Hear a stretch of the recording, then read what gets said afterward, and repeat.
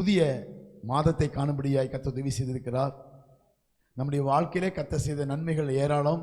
இந்த புதிய மாதத்தையும் காணும்படியாய் கர்த்தர் உதவி செய்த கிருபைக்காக கர்த்தருக்கு நன்றி செலுத்தி ஒரு வசனத்தை மாத்திரம் வாசிக்க விரும்புகிறேன். இந்த நாளிலும் லேவியராகமத்தின் புஸ்தகத்தில் 19வது அதிகாரத்தில் 37வது வசனத்தை வாசிக்கலாம். ஆகையால் என்னுடைய கட்டளைகள் யாவையும் என்னுடைய நியாயங்கள் யாவையும்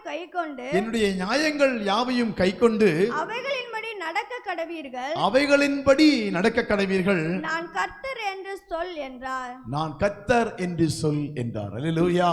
இந்த நாளிலும் ஆகையால் என்னுடைய கட்டளைகள் யாவையும் என்னுடைய நியாயங்கள் யாவையும் கைக்கொண்டு அவைகளின்படி நடக்க கடவீர்கள் என்று கர்த்தர் சொல்ல என்றார். அல்லேலூயா.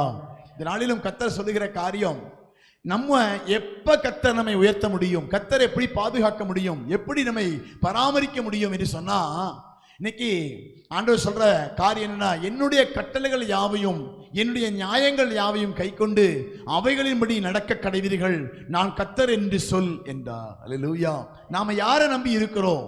நம்ம யாரை நம்பி நம்ம இந்த வாழ்க்கையில வந்திருக்கிறோம், ஆவிக்குரிய வாழ்க்கையை வந்திருக்கிறோம், துவங்கி இருக்கிறோம் என்று சொன்னா கர்த்தரை மட்டுமே நம்பி வந்திருக்கிறோம். அல்லேலூயா. அதனால அவர் சொல்லுகிற கட்டளை, அவர் சொல்லுகிற காரியத்தை நாம் கடைபிடிக்கும் போது அவர் நம்மை ஆசீர்வதிக்கிறவர், உயர்த்துகிறவர், பாதுகாக்கிறவர், பராமரிக்கிறவராய் இருக்கிறார்.